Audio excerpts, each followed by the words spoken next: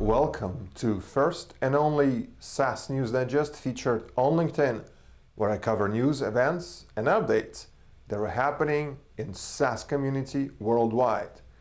Our first digest today covers C3.ai, an enterprise software company focused on using large-scale enterprise intelligence. C3.ai raised $651 million, placing the initial public offering above the marketed range. It's reported that they sold 15.5 million shares last week for $42 apiece, and that is above their marketing price of $36 to $38 and give C3.ai a valuation of about $4 billion. The company was launched in 2009 by Tom Siebel, creator of CRM, sold to Oracle in 2006 for $6 billion. C3.ai's software analyzes massive amounts of data for companies in a range of industries. The software informs the companies of things happening within their supply chain. Aerospace, financial services, healthcare, retail, and utility companies are all clients. C3.ai has $100 million of common stock going to Spring Creek Capital, an affiliate of Koch Industries. And Microsoft is buying 50 million shares at IPO price. This comes no surprise since C3.ai partnered with Microsoft and Adobe early this year, and the goal of a new collaboration is to compete with Salesforce. C3.ai, Microsoft, and Adobe are all working together to market their own solution. Morgan Stanley, JP Morgan Chase & Co. and Bank of America are leading C3.ai's offering, and it's planned to list on New York Stock Exchange under the symbol AI. And our next digest pivots to take another look at Salesforce, a pioneering SaaS company. As we all know, Salesforce shook the tech world with their recent purchase of Slack for $27.7 billion.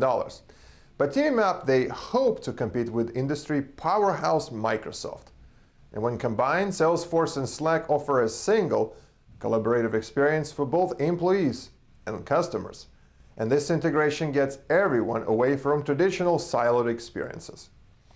And this new centralized model may revolutionize the work collaboration space. Well, some experts believe it's going to change the way organizations communicate internally. And they also believe it will define a new way of interacting with customers. And this is because traditionally we have two categories of software tools. One, for where the people work, and other, for where data is stored. So bridging the gap between those silos involve massive amounts of manual or deep technical work. But when Salesforce purchased Slack, it was seen by some of the acknowledgement that those silo systems are simply not good enough. By bringing together Slack, unified communication, with Salesforce CRM, this merger is paving the new road for remote workers.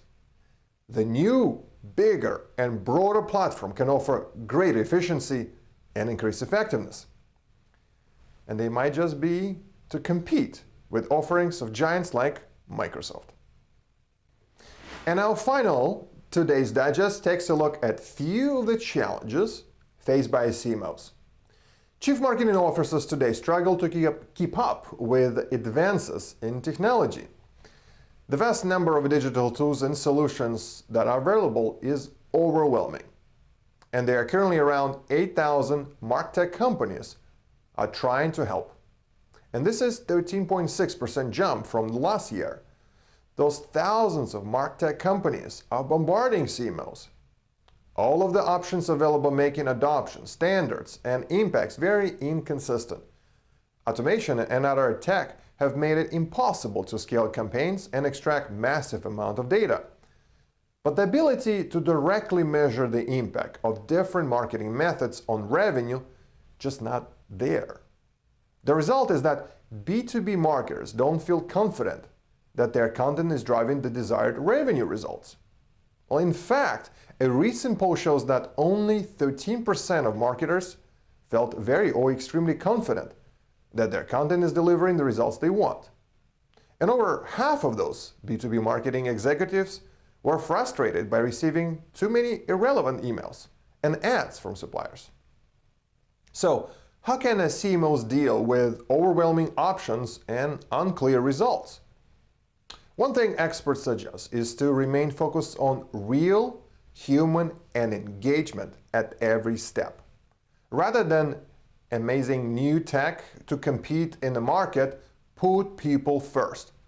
Digital marketing is often missing the type of communication that flows naturally in person.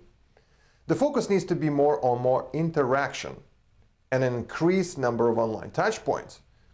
This is more effective than just bombarding people with one-way marketing messages.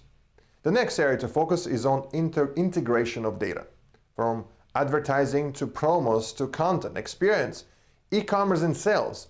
You need to be able to see the big picture. And this can happen if your CRM is incompatible with companies' other platforms. And the third and final tip is to deploy actionable insight across the customer journey. Digital engagements provide marketers with massive amount of data, and this data cannot be analyzed in a vacuum.